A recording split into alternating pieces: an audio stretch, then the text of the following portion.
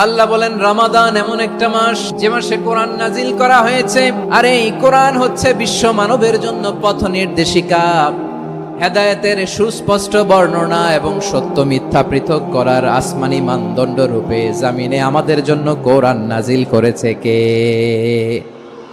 আওয়াজ করে বলেন, এই কোরআনকে আমি রমাদানে নাজিল করেছি, যেটা বিশ্ব মানবের জন্য পথ নির্দেশিকা।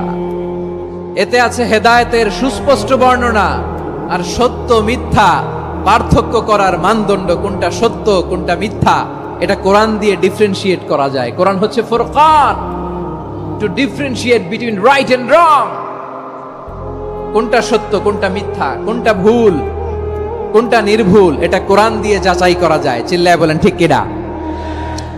এজন্য এই কোরআন দিয়ে আমাদের জীবন সাজাতে হবে। কোরআন দিয়ে জীবন না সাজালে জীবন আলোকিত হয় না। কোরআন দিয়ে